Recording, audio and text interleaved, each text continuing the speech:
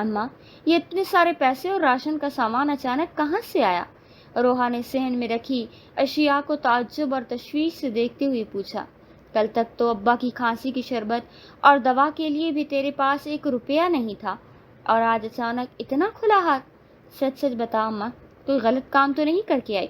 روشنا کے چہرے کا رنگ ایک لمحے کے لیے اڑ گیا، لیکن اس نے فوراً نظریں چرا کر اپنے دوپٹے کے پلو میں بندھی رقم کو سنبھالا اور مکاری سے بولی، وہ میں حویلی والوں سے اگلے چند مہینوں کی پیش کی تنخواہ لے کر آئی ہوں۔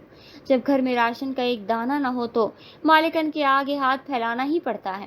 تو اپنے کام سے کام رکھ اور جا کر یہ سامان کچن میں رکھ، زیادہ مجھ پر باپ بننے کی کوشش مت کر۔ لیکن روحا کا صاف اور شفاف دل مان کے نہیں دے رہا تھا کہ سچائی زیادہ دیر چھپ نہ سکی۔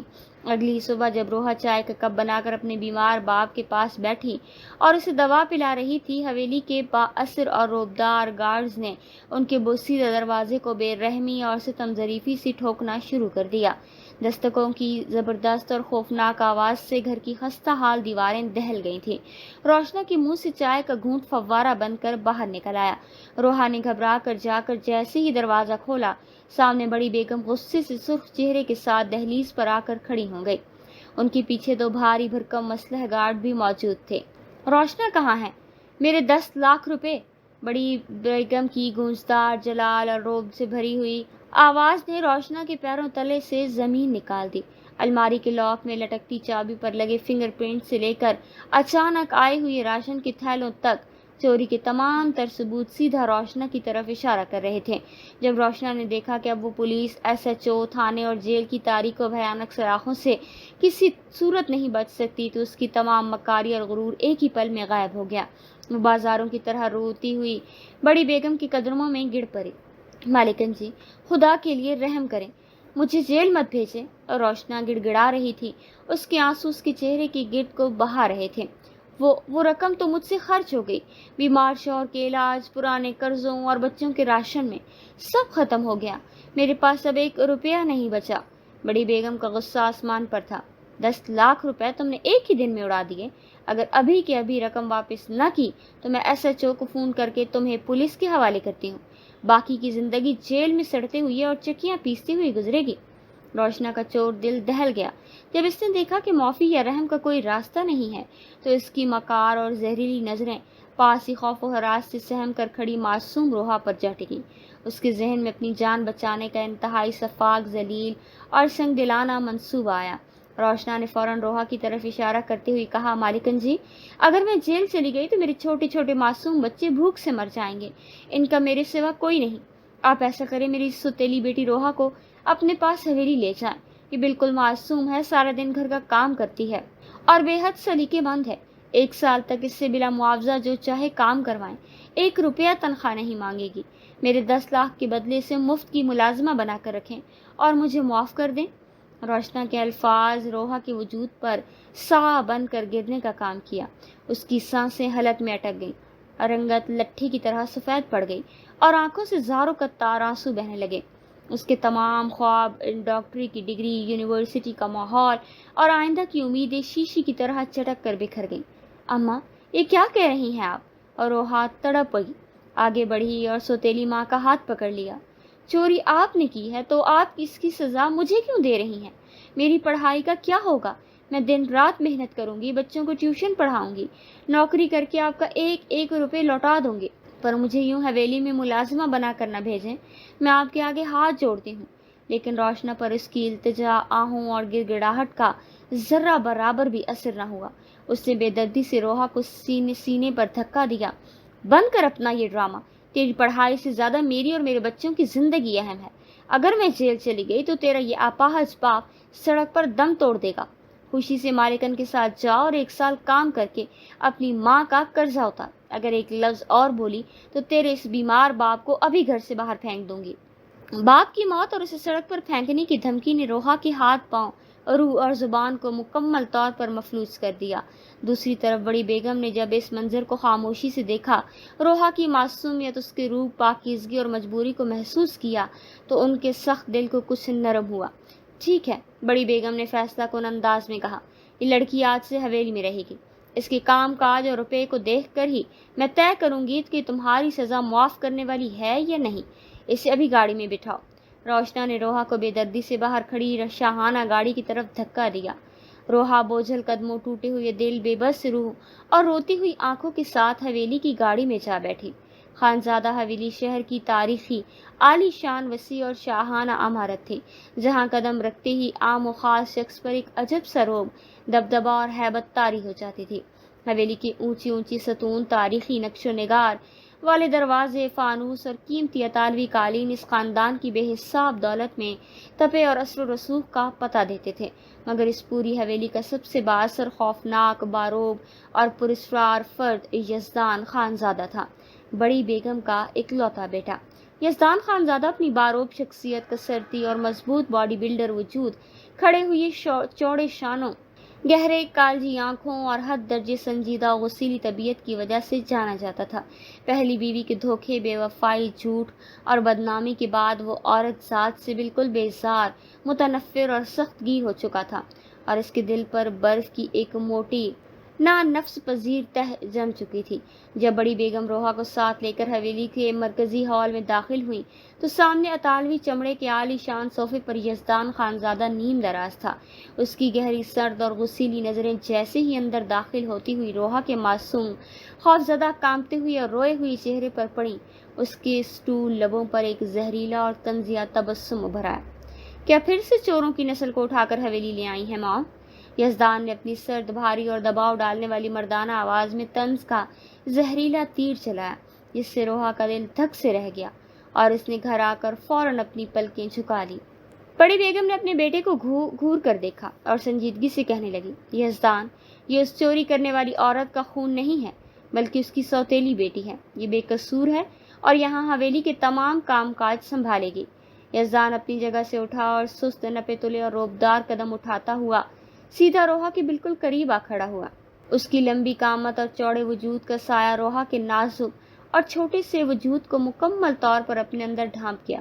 یزدان نے نہایت باریک بینی اور گہرائی سے روحا کی خوف سے کانپتی ہوئی رنگت کو دیکھا اور اس کے چہرے کے قریب جھک کر انتہائی روبدار لہجے میں کہا، چوری کرنے کی غلطی سے بھی مت کرنا، ورنہ موم بعد میں دیکھیں گی، میں پہلے دیکھوں گا تمہیں۔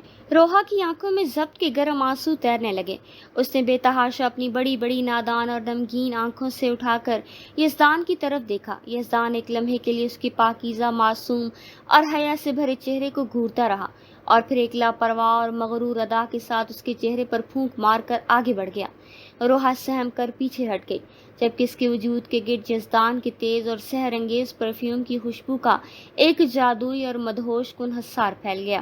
بڑی بیگم نے فوراً کچن کی طرف دیکھ کر آواز لگائی، سکینہ، ذرا ادھر آؤ، اس لڑکی کو ساتھ لے کر جاؤ اور حویلی کے سارے کام سمجھا دو۔ روحا نے اپنے تمام دکھوں، روئے ہوئے خوابوں اور یونیورسٹی کی یادوں اور آرزوؤں کو دل کی کسی گہرے کونے میں دفنا کر خاموشی سے حویلی کا کام سنبھال لیا۔ وہ صبح سویرے 4 بجے اٹھتی، برتن دھوتی، حویلی کے بڑے ہالوں کی صفائی کرتی اور کچن میں ہاتھ بٹاتی۔ اگلے دن حویلی کے وسیع ہال میں خاموشی پھیلی ہوئی تھی۔ روحا نے گرمی اور مشقت کی وجہ سے اپنے کندھے سے ریشمی دوپٹہ اتارا اور اسے پاس پڑے صوفے پر رکھ دیا۔ اس کی سفید پیشانی پر پسینے کی ننھی بوندیں چمک رہی تھیں اور وہ گھٹنوں کے بل فرش پر بیٹھی نہایت لگن اور توجہ سے پوچھا لگا رہی تھی۔ اس کا لان کا سادہ سوٹ اس کے نازک سراپے کے ساتھ چپکا ہوا تھا، جو اس کے بے ساختہ اور قدرتی خوبصورتی کو اور نمایاں کر رہا تھا۔ اسی وقت Yazdan Khanzada black tea shirt اور ٹراؤزر میں ملبوس، ہاتھ میں گرم بلیک کافی کا مگ تھامے اسی سمت چلا آ رہا تھا۔ روحا اپنے کام میں اتنی مگن تھی کہ اسے یزدان کی آمد اور اس کے بھاری قدموں کی بالکل خبر نہ ہوئی۔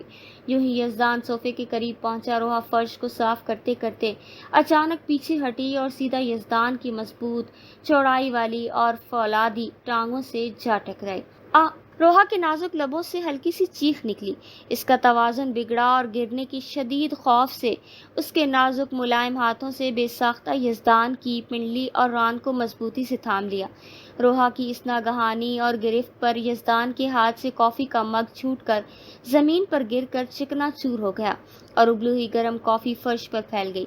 خوف اور گھبراہٹ کے مارے روحا نے آنکھیں بند کر کے یزدان کو اور مضبوطی سے اپنے وجود کے ساتھ بھیج لیا تو روحا کا بغیر دوپٹے کے دمکتا، کامتا اور دھڑکتا ہوا نازک جسم سیدھا یزدان کے چوڑے کسرتی وجود کے ساتھ پیوست ہو گیا۔ چند لمحات کی سکتہ خیز خاموشی اور سانس روک دینے والی فضا قائم ہو گئی۔ دونوں کی نظریں سیدھا ایک دوسرے سے ٹکرائیں۔ یزدان کی سحر انگیز بوجھل مردانہ اور گہری آنکھیں روحا کے بے ساختہ خوبصورتی اور اس کی سندلی گردن اور اس کی سرخی مائل گالوں پر جم کر رہ گئیں۔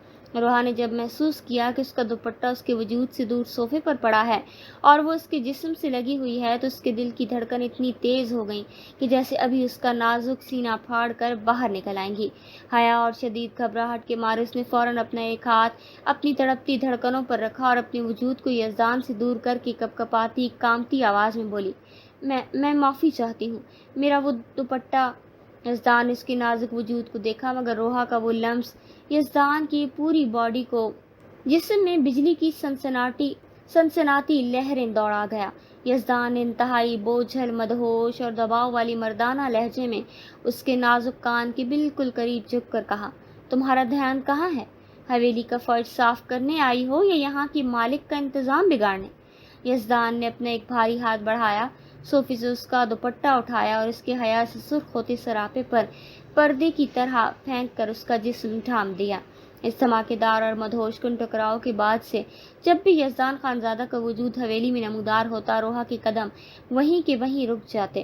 اس کا معصوم چہرہ شرم و حیا اور گھبراہٹ کے مارے لال گلاب کی طرح سرخ ہو جاتا۔ وہ فوراً کسی بڑے ستون یا الماری یا پردے کے پیچھے چھپ کر اپنی بے قابو دھڑکنوں کو سنبھالنے کی ناکام کوشش کرتی۔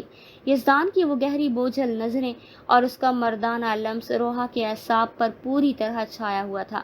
شام کے وقت بڑی بیگم نے کچن میں آ کر روحا سے کہا، روحا، یزدان اپنے اسٹڈی روم میں بزنس کا کام کر رہا ہے، ذرا اس کے لیے ایک کڑک بلیک کافی بناؤ اور اسے اوپر کمرے میں دے کر آؤ۔ کمرے اور یزدان کا نام سنتے ہی روحا کا دل دھک سے رہ گیا، اس کے ہاتھ پاؤں ٹھنڈے پڑ گئے اور چہرے کی قدرتی لنگ رٹھے کی طرح سفید ہو گئی۔ اس خوفناک چوڑے اور غسیلے شخص کی خلوت خانے میں اکیلے جانا، اس کا سوچ کر ہی اس کی سانسیں اٹکنے لگتی تھی۔ روحا نے جلدی سے کافی بناتی اور کچن میں موجود ادھیڑ عمر ملازمہ سکینہ آپا کے پاس آ کر ہاتھ جوڑ کر التجا کرنے لگی، سکینہ آپا، خدا کے لیے میری ایک بات مان لیں، آپ پلیز یہ کافی اوپر یزدان صاحب کے کمرے میں دے آئیں، میں آپ کے تمام برتن دھونے، پیاز کاٹنے اور سبزی کاٹنے کا سارا کام کر دیتی ہوں۔ سکینہ نے مسکرا کر اس کی گھبراہٹ اور معصومیت کو سمجھا اور کافی کی ٹرے لے کر اوپر چلی گئی۔ روحا نے ایک لمبی ٹھنڈی سانس لی، جیسے اس کے نازک سینے سے کوئی بھاری پتھر ہٹ گیا ہو۔ کچھ ہی دیر بعد بڑی بیگم خود چھت پر گئیں اور انہوں نے چند منٹ پہلے یزدان کو بارش کے ہلکے قطرے بھیگتے ہوئے روحا کی شانوں پر نہایت پیار، تحفظ اور احترام سے دوپٹہ اوڑھتے ہوئے دیکھ لیا تھا۔ بڑی بیگم کے لبوں پر ایک گہری، مسرور، اطمینان بخش اور پختہ مسکراہٹ ابھر آئی۔ انہوں نے من ہی من میں اپنا حتمی فیصلہ کر لیا تھا کہ جو بیٹا پہلی بیوی کے رویے، طلاق کے ڈرامے اور زندگی کی تلخیوں کے بعد بالکل ویران، بے حس اور سخت ہو چکا تھا، اس کی زندگی میں خوشیوں اور زندگی کی تلخیوں کے بعد بالکل ویران، اس کی زندگی میں خوشیوں کے رنگ صرف یہی پاکیزہ اور سلیقے مند روحا بھر سکتی ہے۔ اگلے ہی دن بڑی بیگم نے روحا کو اپنے ساتھ گاڑی میں بٹھایا اور اسے اس کے کچے خستہ حال مکان لے گئی۔ گاڑی سے اترتی ہی روحا دوڑتی ہوئی اپنے بیمار اور بستر سے لگے باپ کے گلے جا لگی۔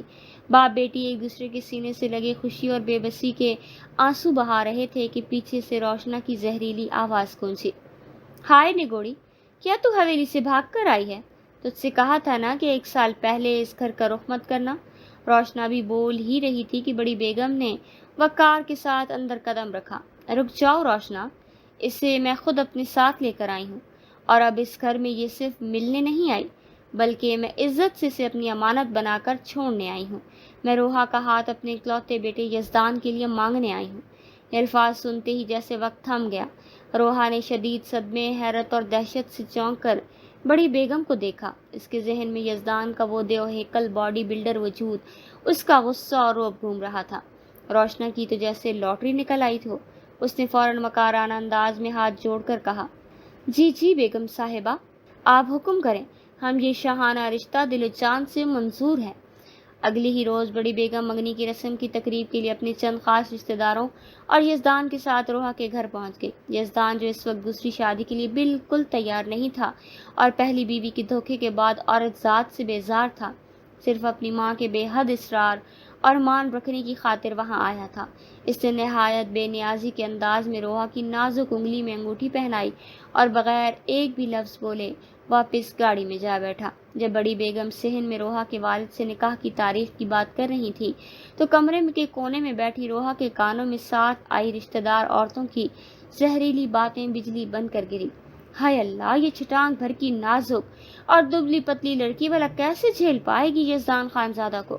وہ اتنا ہٹا کٹا باڈی بلڈر بندہ اگر غصے میں آ جائے یا اپنا زور دکھائے تو انسان کو اٹھا کر پھینک دے۔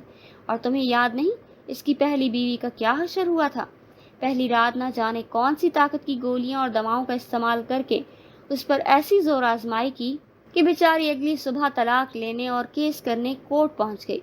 ان عورتوں کا ایک ایک زہریلا اور خوفناک لفظ روحا کے معصوم دل پر خوف کا گہرا زہر گھول رہا تھا۔ اس نے دہشت کے مارے اپنے دونوں ہاتھوں سے چہرہ ڈھانپ لیا اور دوڑتی ہوئی کچن میں اپنی سوتیلی ماں کے پاس آئی۔ اماں، مجھے یہ شادی نہیں کرنی، مجھے اس حویلی میں بستر بن کر نہیں جانا، میں دن رات محنت کروں گی، لوگوں کے گھروں کا کام کر لوں گی، آپ کا ایک ایک روپیہ قرض اتار دوں گی، پر خدا کے لیے مجھے اس خوفناک دیو ہیکل اور غسیلے آدمی سے نہ باندھیں۔ میں ڈرتی ہوں اماں، میں اس رات مر جاؤں گی۔ روشنا کے سنگ دل اور لالچی دل پر ذرا برابر اثر نہ ہوا۔ اس نے روحا کا نازک بازو برے طریقے سے مروڑ کر اسے ایک طرف دھکیلا۔ چپ، بالکل چپ۔ اگر تو نے کل نکاح وقت ذرا سا بھی نخرہ دکھایا، رونے کا ڈرامہ کیا یا انکار کی جرت کی تو میں تیرے منہ سے زبان کھینچ لوں گی اور اپاہج باپ کو اسی وقت دھکے دے کر سڑک کے کنارے پھینک دوں گی۔ باپ کی موت اور اسے سڑک پر پھینکنے کی دھمکی سنتے ہی روحا کا پورا وجود جیسے جم کر پتھر ہو گیا تھا۔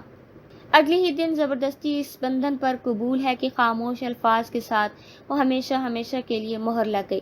نکاح کی رسمی کارروائی اور رخصتی مکمل ہوتی بڑی بیگم روحا کو شاہانہ گاڑی میں بٹھا کر حویلی لائیں اور اسے یزدان کے وسیع خوبصورت دل فریب اور پھولوں سے سجے ہوئے کمرے میں بیڈ کے وسط میں بٹھا کر چلی گئیں۔ روحا گھونگھٹ کے اندر لرزتے کانپتے وجود کے ساتھ بار بار اپنے دونوں ہاتھ جوڑ کر دل ہی دل میں التجا کر رہی تھی، یا اللہ، یزدان اس کمرے میں کبھی قدم نہ رکھیں، یا رب مجھے اس بھیانک شخص کی شدت سے بچا لے۔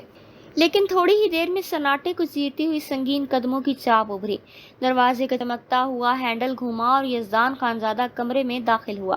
اس نے اندر آتے ہی دروازہ اندر سے لاک کر دیا اور اس کا بھاری بھرکم قد، کاٹ اور کسرتی وجود اور چوڑے شانے دیکھ کر روحا کے دماغ میں رشتہ دار عورتوں کے وہ خوفناک جملے ہتھوڑوں کی طرح گونجنے لگے۔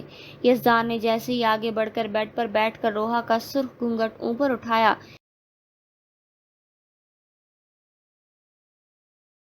روحا نے خوف کی شدید جھٹکے سے پیچھے ہٹ کر اپنے دونوں ہاتھ آگے کر کے اسے روک لیا۔ میرے پاس مت آنا پلیز، خدا کے لیے مجھے ہاتھ مت لگانا، میں بہت چھوٹی ہوں، میں آپ کی شدتوں کو نہیں جھیل پاؤں گی، مجھے ابھی نہیں مرنا، مجھے پڑھنا ہے، مجھے ڈاکٹر بننا ہے۔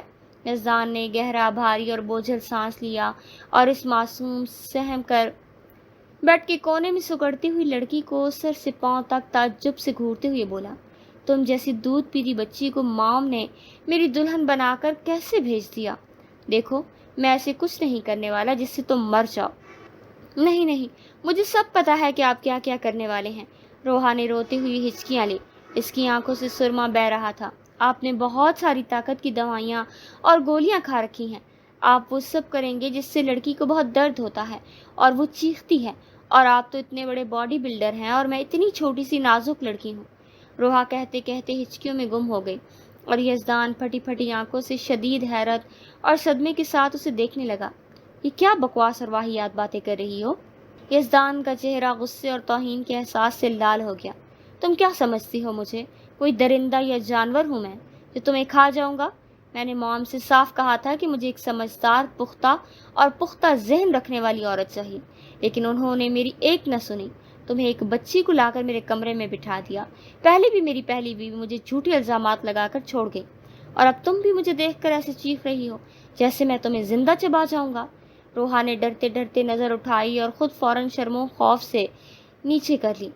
تمہیں تو میری شدت اور مردانہ لمس برداشت کرنے کے قابل ہونے میں بھی کم از کم 5-6 سال آ جائیں گے۔ یزدان نے ضد ہو کر اور بیزار ہو کر کہا، مجھے کوئی شوق نہیں ہے تم جیسی نادان، ناچار اور ڈری ہوئی لڑکی پر اپنا حق جتانے کی۔ یزدان نے خوف سے اپنا بلیک کوٹ اتار کر بیڈ پر پھینکا اور غصے سے پاؤں پٹکتے ہوئے کمرے سے باہر نکل گیا اور دروازہ زور سے بند کر دیا۔ اس کے جاتے ہی روحا نے اپنے آنسو پونچھے اور بیڈ کے ایک کونے میں تکیے سینے سے لگائے سہم کر بیٹھ گئی۔ اسے یہ اندازہ تو اچھی طرح تھا کہ سوتیلی ماں اسے کبھی گھر واپس نہیں آنے دے گی، اسی لیے اس نے حالات سے خاموشی سے سمجھوتا کر لیں کا فیصلہ کر لیا۔ وہ صبح سویرے اٹھتی، ساس کی خدمت کرتی، چائے بناتی، حویلی کا سارا کام سنبھال لیتی، لیکن یزدان سے 2 قدم کی دوری بنائے رکھتی۔ ایک دن روحا ہاتھ میں استری کیے ہوئے کپڑے اور شرٹس لے کر یزدان کی الماری میں رکھنے جا رہی تھی۔ اسے نہیں معلوم تھا کہ یزدان اندر ہی موجود ہے۔ جیسے ہی اس نے کمرے کا دروازہ کھولا، واش روم کا دروازہ کھولا اور یزدان صرف تولیہ لپیٹے بھیگے ہوئے بال جھٹکتا ہوا باہر نکلا۔ روحا کے منہ سے ہلکی سی چیخ نکلی، کپڑے ہاتھ سے چھوٹ کر نیچے گر گئے۔ یزدان کا بھیگا ہوا چست کسرتی وجود اور اس کے سینے کا ڈول دیکھ کر روحا نے گھبرا کر اپنے دونوں ہاتھ چہرے پر رکھ لیے اور آنکھیں بھیج لی۔ پلیز معاف کر دیں، مجھے نہیں معلوم تھا کہ آپ اندر ہیں۔ روحا کی آواز سے کپ کپ آ رہی تھی۔ یزدان کے لبوں پر ہلکی اور دل فریب مسکراہٹ۔ اس نے پاس آ کر روحا کے دونوں ہاتھ پکڑ کر اس کی آنکھوں سے آہستہ سے ہٹائے اور نچلے لہجے میں کہنے لگا، روحا دیکھو، میں تمہارا شرعی شوہر ہوں اور ہم دونوں ایک دوسرے کا پردہ ہیں۔ ہم ایک دوسرے سے پردہ کرنے کے پابند نہیں ہیں۔ یزدان نے اسے نازک انداز میں اٹھا کر بیڈ پر بٹھایا اور خود بھی اس کے بالکل پاس آ بیٹھا۔ اس نے روحا کے گلے سے اس کا دوپٹہ ہٹایا اور اس کے کان کے پاس جھک کر اس کے ہونٹوں پر اپنے ہونٹوں کا لمس چھوڑنے لگا۔ روحا کو بھی اپنے اندر ایک عجیب سی مدہوشی اور سرشاری محسوس ہونے لگی۔ اس نے آنکھیں بند کر لی تو یزدان نے اس کی گردن پر محبت کے لمس چھوڑنے لگا، لیکن اسی چھیڑ چھاڑ میں جب یزدان کا تولیہ تھوڑا الگ ہوا اور روحا نے اچانک آنکھیں کھولی تو یزدان کا تندرست جسم دیکھ کر اس کے ذہن میں پھر عورتوں کی وہی زہریلی باتیں گونج اٹھیں۔ وہ ایک جھٹکے سے یزدان کو دھکا دے کر اٹھ کھڑی ہوئی اور اندھا دھند کمرے سے باہر بھاگ گئی۔ یزدان کمرے میں اکیلا رہ گیا اور گہرا سانس لے کر سوچنے لگا کہ یہ لڑکی دن بدن اس کی برداشت اور ضبط کا سخت امتحان لے رہی ہے۔ رات کافی وقت بیت چکا تھا، لیکن حویلی کے اسٹڈی روم کی لائٹ ابھی تک جل رہی تھی۔ یزدان مسلسل اپنے بزنس کے اہم ڈرافٹس اور فائل میں الجھا ہوا تھا اور اس کے چہرے پر شدید تھکاوٹ، دباؤ اور غصہ آیا تھا۔ روحا نے کچن میں چائے بنائی اور سوچا کہ دن بھر کے تناؤ کے بعد یزدان کے لیے چائے لے جانا اچھا رہے گا، شاید اس چھوٹے سے قدم سے اس کا موڈ بہتر ہو جائے۔ وہ چائے کی ٹرے سنبھالتی ہوئی آہستہ ڈرتی ہوئی قدموں سے اسٹڈی روم کی طرف بڑھی۔ دروازہ ہلکا سا کھلا ہوا تھا۔ روحا نے اندر قدم رکھا۔ آپ کے لیے کافی دیر سے چائے لائی ہوں۔ یزدان جو ایک اہم فارمولے کی سوچ میں ڈوبا ہوا تھا، اس غیر متوقع آواز پر اچانک جھٹکے سے پلٹا۔ اس کی کوہنی روحا کے ہاتھ میں پکڑتی ٹرے سے لگی اور چائے سے بھرا کھولتا ہوا کپ چھوٹ کر سیدھا یزدان کے ننگے ہاتھ اور بازو پر گر گیا۔ یزدان کے منہ سے تکلیف دہ چیخ نکلی۔ گرم چائے کی وجہ سے اس کی جلد فوراً سرخ پڑنے لگی اور چھالے بننے لگے۔ ہائے اللہ، معاف کر دیجیے۔ روحا شدید گھبرا گئی۔ یزدان تکلیف سے اپنا ہاتھ جھٹکنے لگا۔ دیکھ کر نہیں چل سکتی تم، اندھی ہو کیا؟ روحا اتنی گھبرا گئی کہ اس کا حواس باختہ ہو گیا۔ اس نے بغیر کچھ سوچے سمجھے سامنے میز پر کھلی بڑی اہم ترین فائل میں سے جلدی صفحے پھاڑنے شروع کر دیے اور ان کاغذات سے یزدان کا ہاتھ اور شرٹ پوچھنے لگی، یہ کیا کر رہی ہو تم؟ یزدان نے حیرت اور صدمے کے عالم میں سے دیکھا۔ آپ کا ہاتھ جل رہا ہے، میں بس یہ چائے صاف کر رہی ہوں، روحا نے روحانسی آواز میں کہا اور پھر ایک اور صفحہ پھاڑ دیا۔ جب یزدان کی نظر اپنے ہاتھ پر موجود پھٹے ہوئے کاغذات پر پڑی تو اس کا سارا جسمانی درد غائب ہو گیا اور اس پر شدید جنونی غصہ غالب آ گیا۔ وہ کاغذات اس کے کروڑوں روپے کی آنے والی نئی عالمی بزنس ڈیل کے واحد ڈرافٹس تھے جن پر وہ کئی مہینوں سے محنت کر رہا تھا۔ تمہارا دماغ خراب ہو گیا ہے کیا؟ یزدان نے دھاڑتے ہوئے اس کا ہاتھ زور سے جھٹکا۔ تمہیں اندازہ بھی ہے تم نے کیا کیا ہے؟ تباہی مچائی ہے۔ یہ میری سب سے امپورٹنٹ بزنس فائل تھی، کروڑوں کا کانٹریکٹ تھا اور تم نے اس کے تمام ڈرافٹس پھاڑ دیے۔ مجھے معلوم نہیں تھا، مجھے لگا کوئی عام کاغذ ہے۔ روحا ہچکیاں لیتی ہوئی رو کر بولی، نکل جاؤ یہاں سے۔ یزدان نے انگلی سے دروازے کی طرف اشارہ کرتے ہوئے غصے سے چیخ کر کہا، دفع ہو جاؤ میری نظروں کے سامنے سے، دوبارہ میرے سامنے کبھی مت آنا۔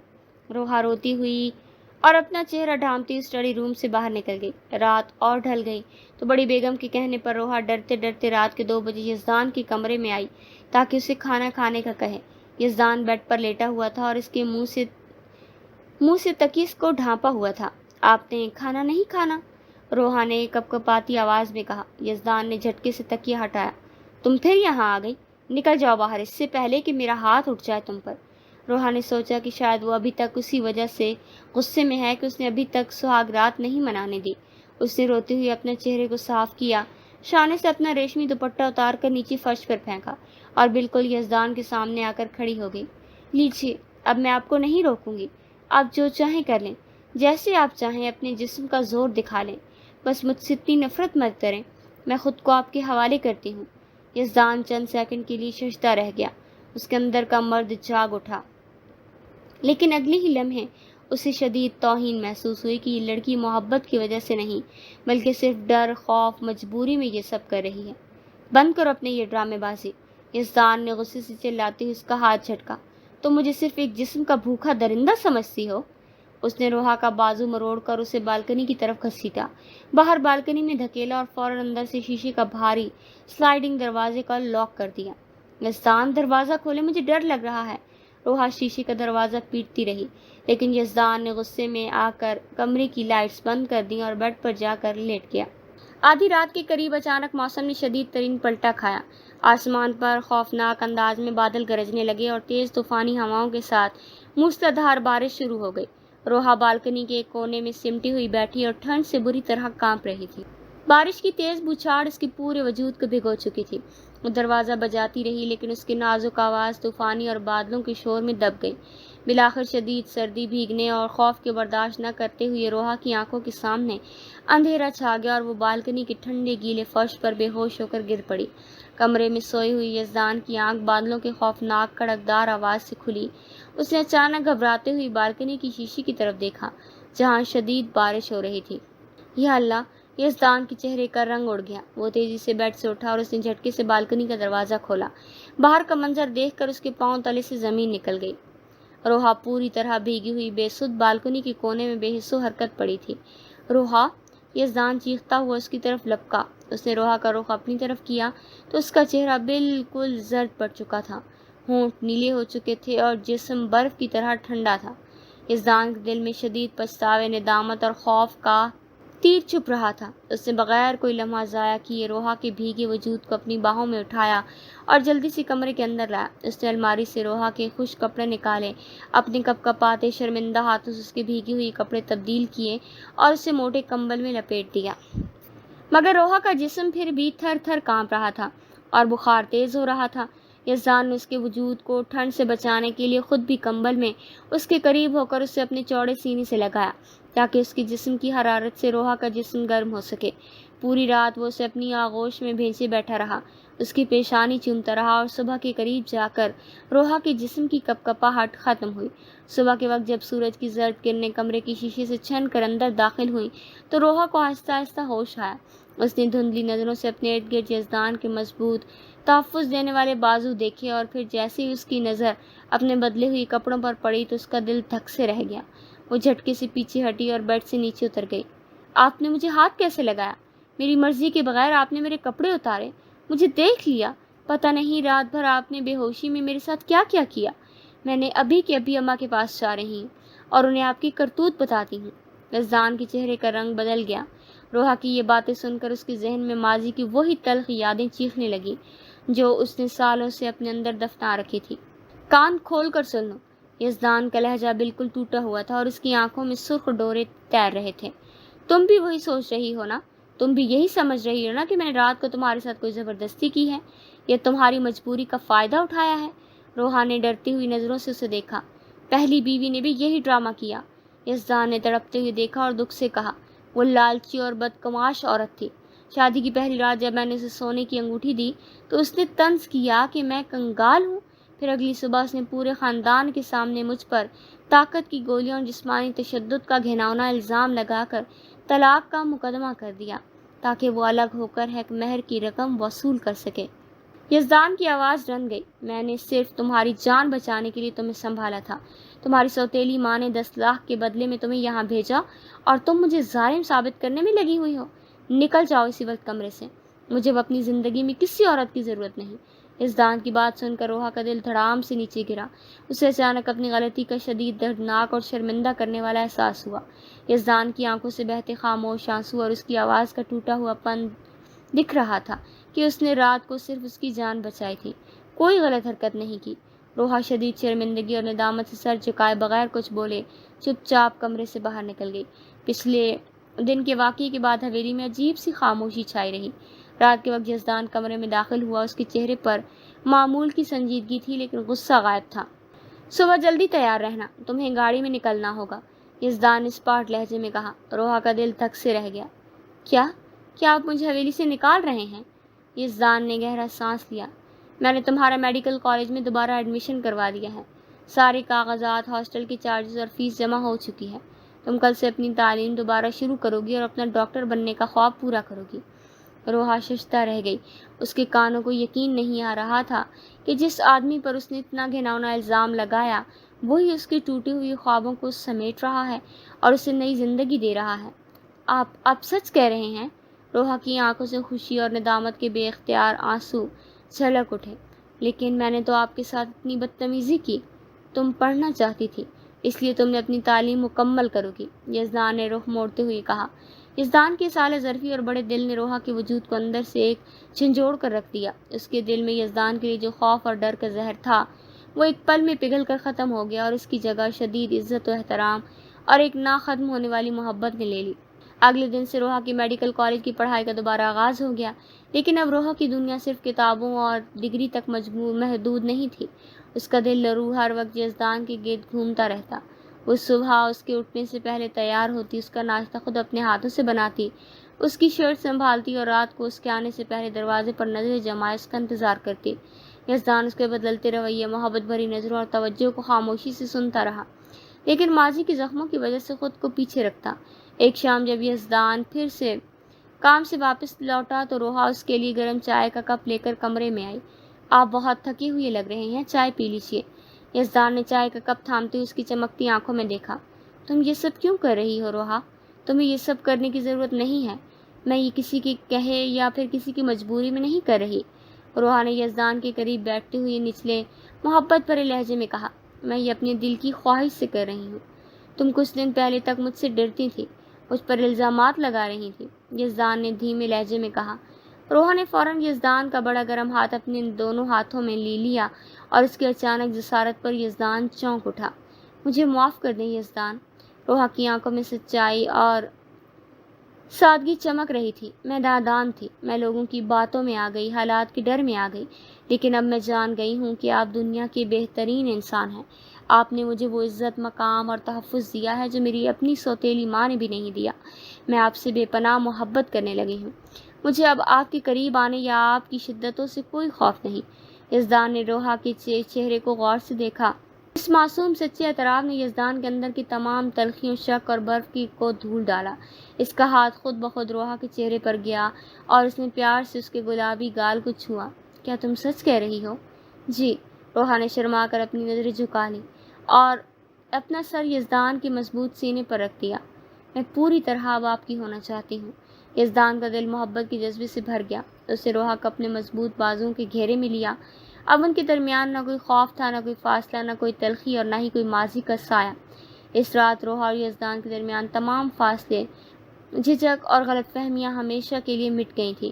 روحا خود کو مکمل طور پر یزدان کے سپرد کر دیا اور یزدان نہایت نازک، محبت بھرے انداز میں اپنی شدتوں کو نرمی میں ڈھال کر روحا کو اپنی زندگی میں کوئی واقعی ملکہ بنا لیا۔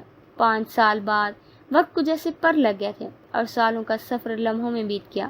وہ روحا جو کبھی خوف سے کانپتی ہوئی حویلی کے کونے میں سہم کر بیٹھ جاتی تھی، آج شہر کی سب سے بڑی میڈیکل یونیورسٹی کی کانووکیشن سیریمنی کے اسٹیج پر کھڑی تھی۔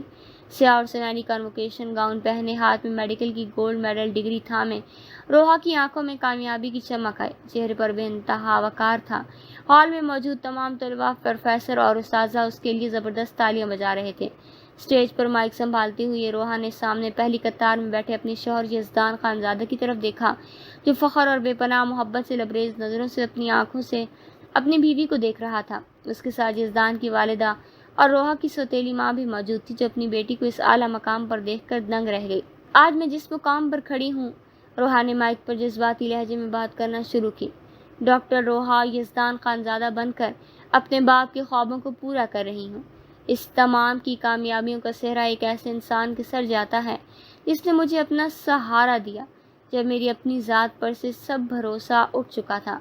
حال میں مکمل خاموشی چھا گئی اور روحا کی طرف اشارہ کرتے ہوئے مسکرا کر اور نم آنکھوں سے کہا، یہ کامیابی صرف میری نہیں، میرے شوہر یزدان خانزادہ کی ہے۔